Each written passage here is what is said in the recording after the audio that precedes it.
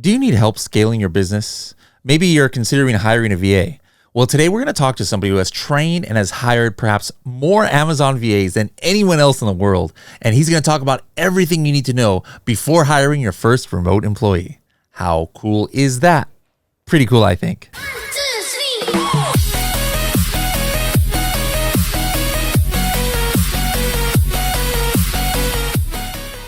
Hello, everybody, and welcome to another episode of the Serious Sellers Podcast by Helium 10. I'm your host, Bradley Sutton, and this is the show that's completely BS-free, unscripted, and unrehearsed, organic conversation about serious strategies for serious sellers of any level in the e-commerce world. We are going to the other side of the world. It's in the middle of the night right now in Thailand for our next guest. It's Gilad coming back to us. Gilad, welcome back to the show. Thank you very much for having me, Bradley. Good to see you. Now, for those who want to get a little bit more backstory, he has been on the show before, and I have in my notes here, that was episode 366. We just recently connected in, where were we at? Were we in Korea? Yeah, I was in Seoul in Korea. Yeah, we were in Korea. We're like, hey, we got to get you back on the show and see what's going on. You're one of the experts in virtual assistants and how, for Amazon sellers, and especially I think most, if not all of yours, that from your company come from the Philippines. So I'm Filipino. I'm wearing my Philippines shirt and hat today in your honor. Let's just talk about as you did in Korea. Yes. Always representing. I had my Barong Tagalog shirt I wore in when I was on stage in Korea, and that was actually one of the trivia questions. Only like one person got it right. I think I was like, hey, I knew you knew the answer, but so that's why I didn't ask you the trivia question. But I also wanted to see if anybody could recognize the Barong Tagalog there. That's actually my new go-to outfit for presenting on stage. So whenever I go to conferences, I'm going to be trying to wear Barong Tagalog a fancy shirt there. But anyways, we're not here to talk about my Filipino fashion sense. Let's talk about the world of Amazon sellers, and I think this is a topic that might not concern sellers right off the bat. Like if you're just starting on Amazon, you're in your first month of selling, first couple of months, you probably, the last thing you have on your mind necessarily is outsourcing. But a problem I think that some sellers have is they don't know when they need it, and they get to a certain point and they're still wanting to control things themselves, but really they need help. So at what point is the average, do you think, where is it when somebody hits a certain revenue? It's what is it when you think that somebody should start thinking, hey, I might need to start getting some help with my business? Well, I think first of all, I mean, if you're already asking this question, then the answer is yes. I mean, because you're already feeling that you're stuck, right? So and it could come from various ways. It could come from the fact that you're in the beginning when you started selling, then you had like one or two messages, customer service messages a day, and then suddenly it became like 10 or more. It could be that your inventory has become from one ASIN to many, and then suddenly you have a lot of things to take care of, and you're overwhelmed. And then you feel that you just don't have the time to do everything. That's one thing. The problem with that is that you're already missing out of a lot of opportunities to continue your growth. And I would see this, that you have to, look at a little bit in the future and already predict when this stage is going to happen, and not get all the way to like, I don't have anything, any time to do anything anymore. And exactly like, I mean, we work a lot with very big sellers, and we see that they see this as an investment, like any other investment in their business. They know that they have to, prepare a certain amount of stocks, inventory for their brand. They don't produce the products just when people buy them. They, do a forecast for the future. And same thing is that they invest in advertising and everything. So same thing, they actually invest in manpower. They know that all these repeating tasks, somebody to do their PPC, somebody to handle their inventory, their customer service, their listing creation, social media, and so on. So they prepare that in advance, so they will always have this free time for themselves to look already of the next step of their business. And that's the first thing that goes away when you're doing everything yourself. You're neglecting that and doing the must. I have to do this. I have to respond to this customer. I got a negative review. I'll have to do something about it. And you're always neglecting that most important step of looking, to the future and how to grow your business. Correct me if I'm wrong with where I'm going here, but I feel sometimes the word virtual assistant might be misconstrued. Like in reality, these are, a lot of times they're just your employees, but it just so happens that they're not physically there with you. Like we live in a world now where most companies are remote, right? And so there's a line where somebody could say, hey, even if I'm in the United States and and um and my company, or I work for my home or something, let's just say in Florida, and I want to hire somebody to help, and they're in Texas. I mean, kind of a loose definition, but if they're not like a full-time employee, technically even they would be kind of like a virtual assistant, because they're just working, a contractor. So it's not necessarily, virtual assistants are some like lower class of employee, or something like. Do you even understand what I'm saying here? Am I making sense? Definitely understand. First of all, I think it's a misconception that people had, even before COVID started, when people actually worked in their office, and that's pretty much what I knew. I remember I used to explain to people that the way to work with our VAs is using Zoom, and I had to explain to them what Zoom was, and that it's, Remember those days? yeah, I don't do that anymore. So I mean, it's different. And people today, they ask us, like, a virtual assistant, is it AI? Am I working with an AI agent, or it's an actual person? Because the word virtual assistant is not reflecting what it is, and I think this is why we actually call them today. In addition to like virtual assistant, so people are still getting the context correct, but it's more about experts, and we're training specialists like PPC specialists. We're training Amazon experts, and so on, and that's actual people that you should see them as a part of your company, and with everything included with that, so they really feel that they're not virtual. They're not just there to do your 1, 2, 3 tasks and never see you. You go in and you talk to these people, and we have a lot of sales that go to the Philippines and they meet. Vincenzo was one of the speakers at Korea that was with us in the table, but a week before that, is actually using a lot of our VAs, and he went to Manila to visit all the VAs, and we helped him together, to have all this meeting. It was important for him to know that it's not just virtual, and I think it's super important. When we're talking about virtual workers, remote workers, one hesitance that some people have is like, hey, it's kind of hard to really feel them out, or like I'm an in-person person, like I'll know right away, in-person interview, and they're working right next to me, how good or not they are. So some people might be reluctant to hire remotely, whether we're talking full-time, part-time, or anything, or like they might not, or they might be wondering, hey, how do I really vet somebody? How do I know if they're going to be good when I can't even see them face to face? So what do you say to people like that, as far as to give them, I mean, nothing can give them 100% confidence. Nobody is the perfect hirer, where no matter what you do, you're going to only hire rock stars. But how can you help people like that who might be reluctant to even get into this?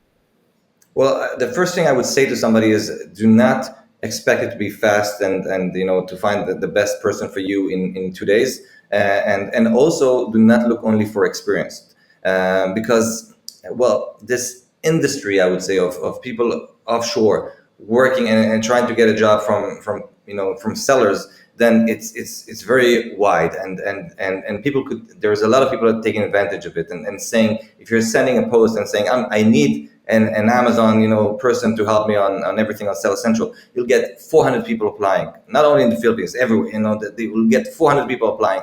All of them will say that they're experts with 10 years of experience on Amazon, and that will take you to get to $50 million a year, in a month. And the problem over there is to really like vet those, and it takes a lot of time. And if you're just looking at their resumes or ask them about their resumes, you'll see a lot of things that we see that they're not true. And this is why, for us, we're much less interested in what they say about their resumes or their previous experience. We're much more focused on their personality. We want to see that they're rock stars, like you said, in their personality. We want to see that they're committed. We want to see that they show up on time. We want to see that they think outside the box, that they are really eager to be with you for the long term. And it takes more time to find people that way. I mean, for us, it takes almost 2 months, this period, this process of vetting people out, and finding, this 1% out of the bunch that are really going to stay with you for years, and only this 1% we train. So it takes, I would say, just a tip: do not just go and be misled by what experience, and understand that you need some patience. It doesn't go just by an interview. People could be very secure and talk to you fluently in the interview, and then would disappear completely 3 weeks after. So it's really more into that. I'll be happy to explain that to people if they reach out to me. It's a little bit more complex than that, but yes. Helium 10's got over 40 tools for e-commerce entrepreneurs. I know how overwhelming it might seem to try and figure out how you're going to learn how to use everything, or maybe even to know which ones you want to get started with. So for a completely free course that's going to guide you through learning everything you need in order to become a Helium 10 expert, visit the Helium 10 Academy. That is h10.me/academy. If I'm wondering, hey, it might be time. Like I'm feeling a little bit stressed. I've been selling on Amazon for a while. I've scaled up to a certain amount, and I find myself not having time enough with my family, or maybe I still have a day job, and like now I'm working. As soon as I get home from my day job until 1 a.m, it's like I can't sustain this. I need to start looking out for outsourcing to other people some of my responsibilities. What are some of those first things as an Amazon seller that I could be looking for to be getting help with? What is, like, there's no one right answer, but what do you usually see out there as the first things that people try to get off their plates? We see that a lot of sellers are hiring PPC VAs, first of all, because that would help them to do a lot of things that they do not either know themselves in a high level of how to do PPC correctly, or they just don't understand that it takes a lot of time to do it on daily basis.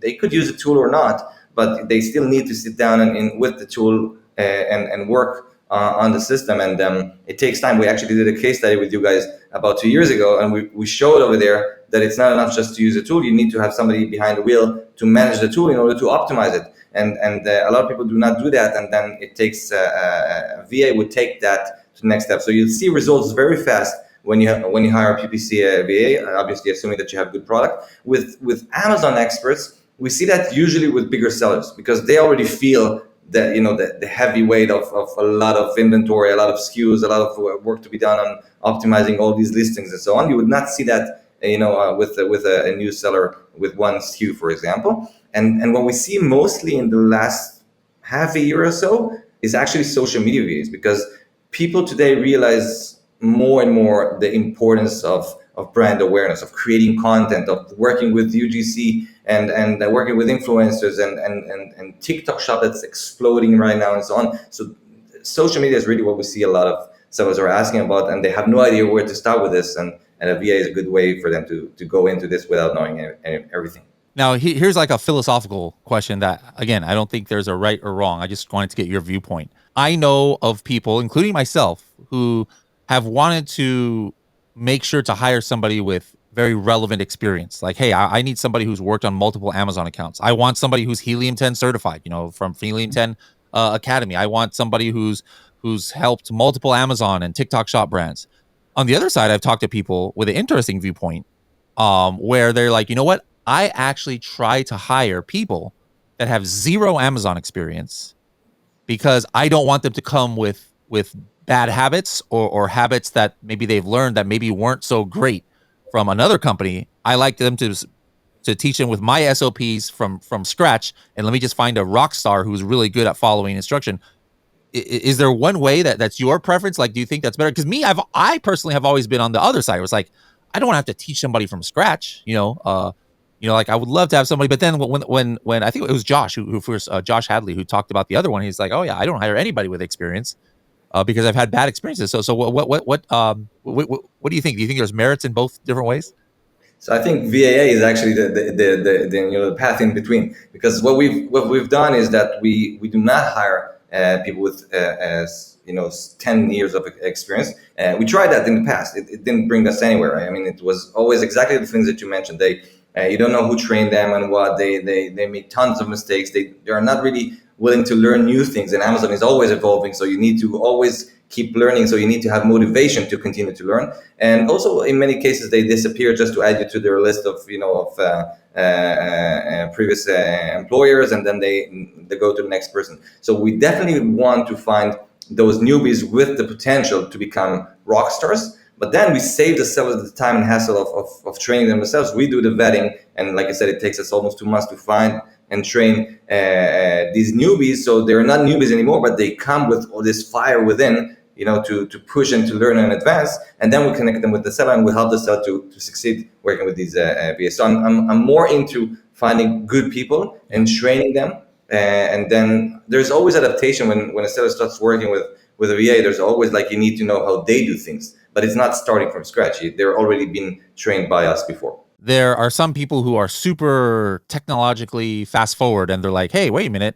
Now there's AI, everything. Like does this take away the need for having to hire some? And me, like I've always been actually on the opposite. Like I'll use AI when appropriate. Like I use AI inside of Helium 10 to be able to write listings in other languages. We use it on the podcast to do the transcriptions and to come up with title recommendations. So I do think that AI has a place, but I've never been the kind of person who's like, oh my goodness, AI is stealing our jobs and it's replacing humans. But what about in your world?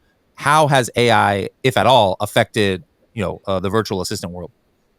Well, it was definitely on the table over there, and people asked us a lot about this. And what we've seen in the last 2 years or so, or a year and a half, is that actually AI came with so much opportunities that did not exist before. Any way that you look at it, you mentioned like new languages. So we have sellers that they focus on one country, on one language, English, and then suddenly with AI they've started selling on other platforms, other countries. But then it's not just enough to have AI. You still need somebody behind the wheel to creating the prompts, to narrow them down, to make them unique and so on, and then do these little adaptations to make it correct to your brand and to the way that your belief. And that's exactly the work that the VAs are doing. So I don't think it will ever become fully automated. I think the VAs now are actually more important, because if 2 years ago you would post one post a week on Facebook, one on Instagram, you think, oh, I'm pretty good. I'm posting once or twice a week.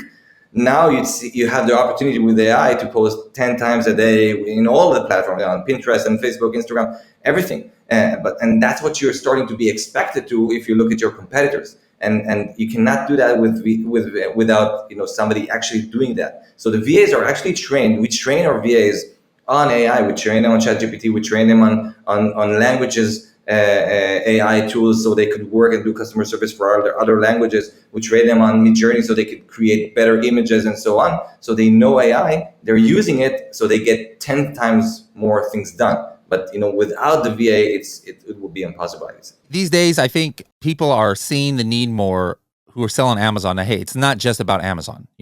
5 years ago, 6 years ago, I could just start a brand on Amazon and not even really do much branding and not have social media presence, and I'd be fine. I'd make a $1 billion. But nowadays, like people are understanding that they have to take more of a holistic look at how they grow their business and brand. And that includes social media. That includes sourcing more UGC. That includes operating on other platforms, TikTok Shop. So if we would have had this podcast 4 years ago, I think we would only be talking about Amazon related tasks. But how can virtual assistants help with this new world of e-commerce that we're in, where sellers have to be thinking about all these other things that maybe they didn't have to think about before? So actually, we started this way. We started as an Amazon-focused company, and our first type of VAs were Amazon VAs, and then we added PPC VAs, and social media VAs came later on, and it was according to the need of e-commerce. And in the last year or so, we've seen it exploding, and I think TikTok Shop is really like leading the way there. UGC existed obviously before that, and the work of social media VAs became very much important. Before that, it was like posting on Facebook, posting on Instagram, more working on brand awareness. It could be Amazon posts inside of Amazon, but it was more on brand awareness. Today, the work of social media VAs would definitely be more in working with UGCs with influencers, finding these influencers, filter them out, connecting with them, convincing them to work with you, and after that, making sure that following up, making sure that they're working and doing what they promised that they would, checking the results of this, improving the next campaign, and so on. So there's a lot of work to be done on social media here when working with influencers, and that's exactly the job that we train our social media VAs to do. And I think this has really taken a part of in addition to PPC. So before that, if you want to have more eyeballs on your product, you invest in PPC. Today, you'd see investment, huge investment in social media, and that's because another big thing changed. Before, if you wanted to work with an influencer, you'd pay the influencer, you'd negotiate, and then you'd pay the influencer in advance without knowing if this would work or not. You'd pay, and the influencer would say, "Yeah, I want $1,000 for creating a video for you." And then you'd pay and you hope, okay, please make it work, without really knowing. And if it didn't work, you have to find another influencer, or you said, you know what, I'm not doing it anymore.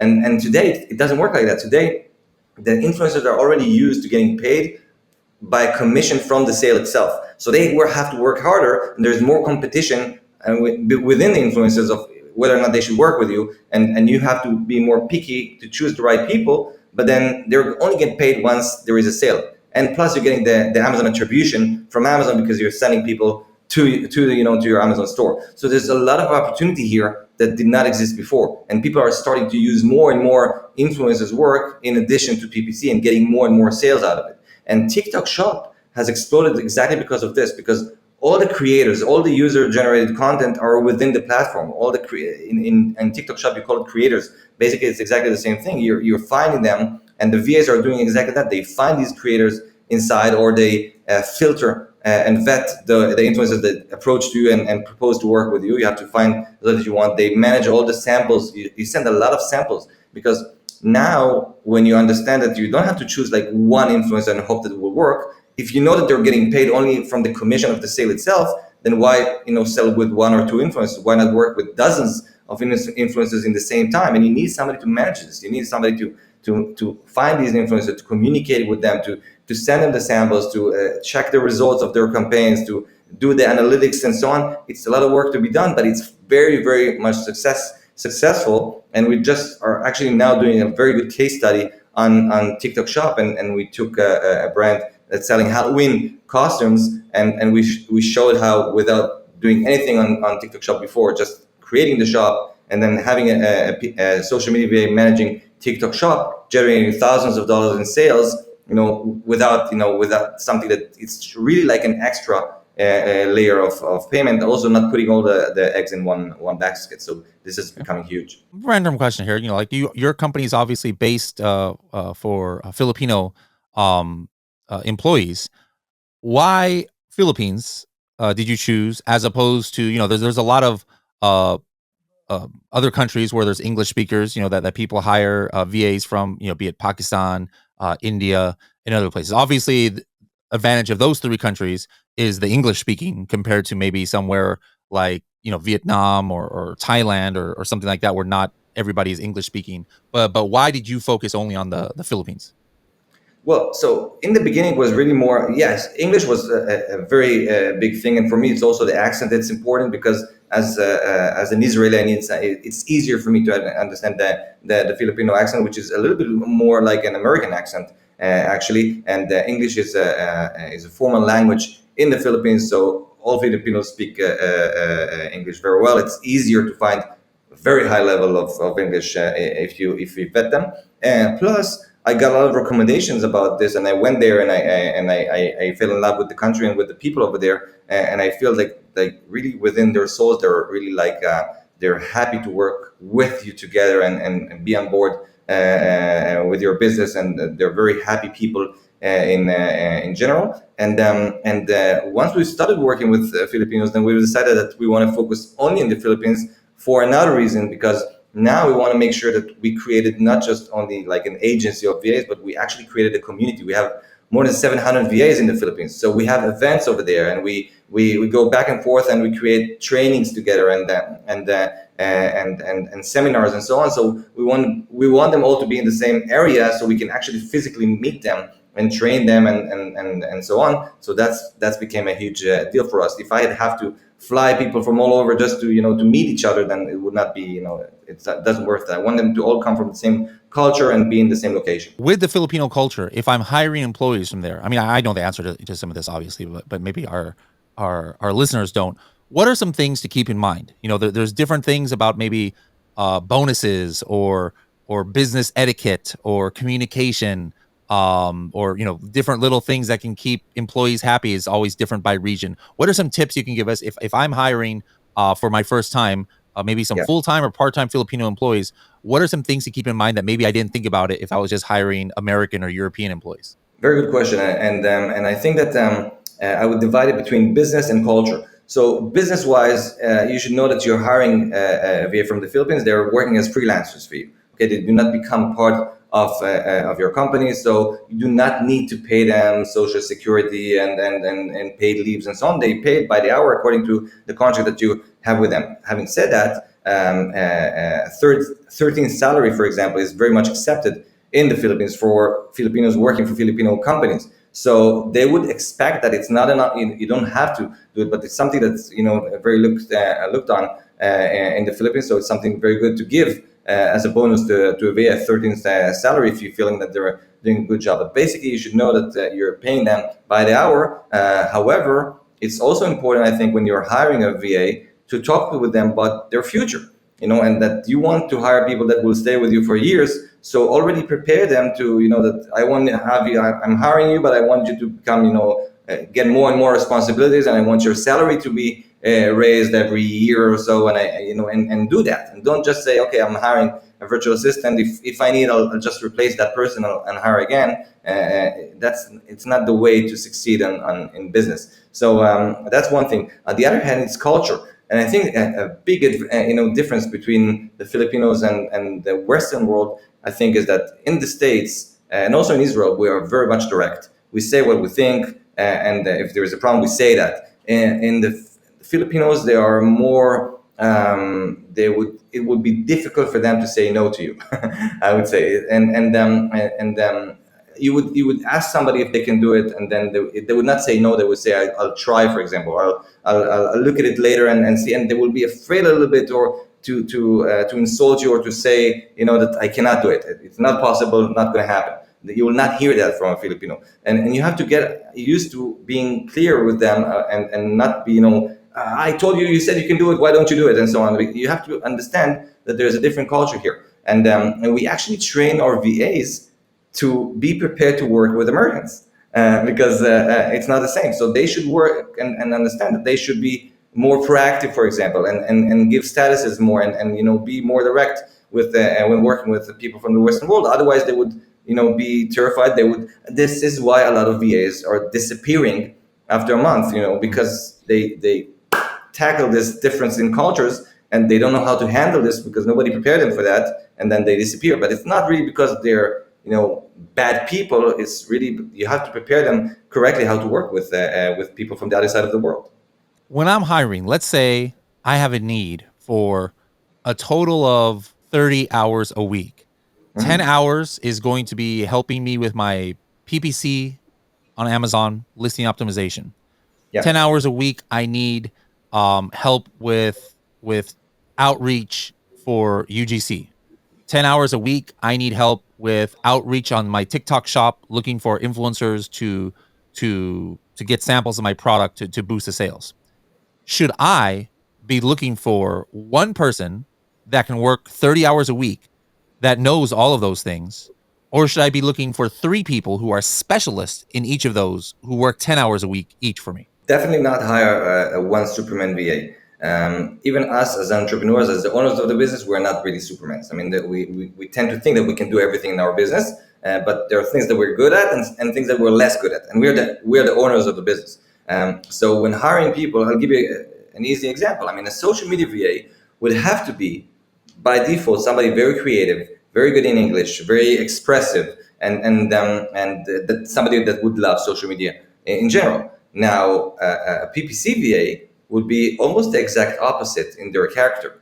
They would not need to love social media. Their English level doesn't need to be as perfect in expressing themselves in writing, and they would have to be very much analytical type of people. They would have to be very good in Excel and numbers and so on, and calculations. And they would usually come from this field, like being analyzers or finance people before that. And if you ask a finance person to do social media, then you would not get a good result. So it's really like 2 different specialists with 2 or more with different character. However, when hiring VAs, you do have this advantage of hiring part-time jobs. And for us, for example, when hiring from VA, you can hire people from 3 hours a day.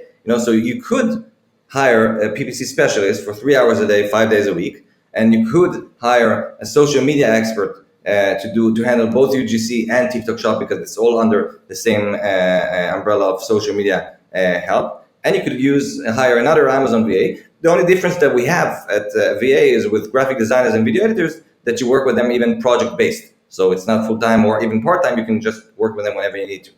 Salaries. Let's say I'm looking at the Philippines and that same exact scenario I was talking about. And if you're saying, hey, we should probably not try and get a Superman for all three, I'm hiring for each of those. Are those all around the same level of employee and I should be paying them around the same? Is one of those things I mentioned a little bit more than the other? And then also what would be, to get a decent person, maybe I don't need the most incredible employee in the whole world, but I also at the same time don't want somebody who's completely brand new and maybe not experienced. What should I be budgeting hourly for those roles I just mentioned?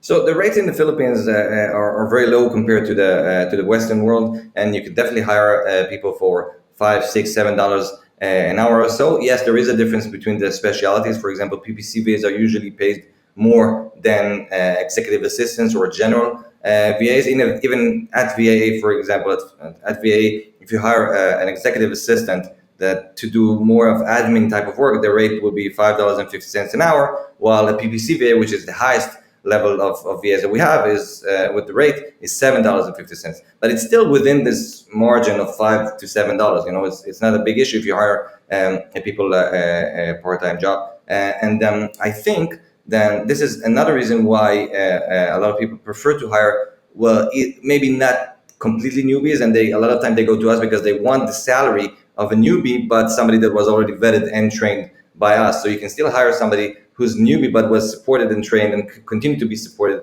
by a specialist compared to hiring people with previous experience.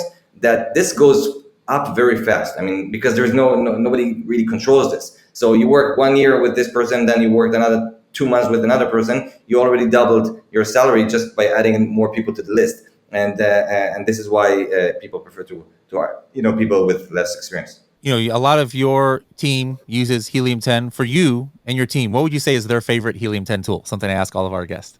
All right. So, I asked our VAs. So the PPC department, they said different things compared to the Amazon department. So the PPC, they focused more on the keyword tracker and the inventory monitoring because they need to forecast, the amount of units and manage their campaigns according to the inventory and also to the keyword research and all that. So that would be more of the PPC department.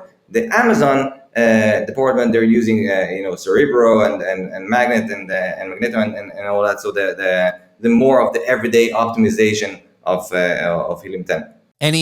Something that your team has said that, hey, we tell Bradley to add this to Helium 10 because it's not there yet, or something that would make your team's life easier or your team's clients' life easier, something that they've always asked for? So I did ask, and they said, first of all, they called it, and they call it competitor ad spy tool.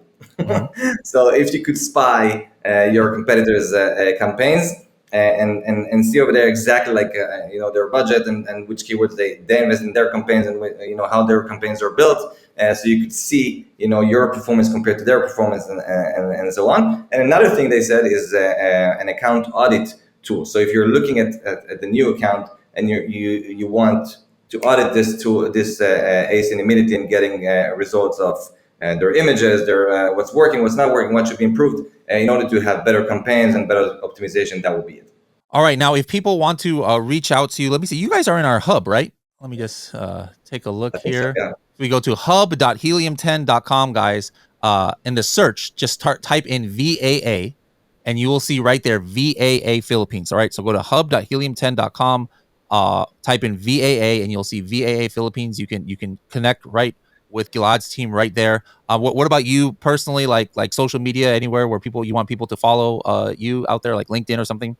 So people could always write an email directly to me, like gilad@vaaphilippines.com, or if they want, a general question, it could be service@vaaphilippines.com, or visit our website. And obviously also Facebook, Instagram, you name it.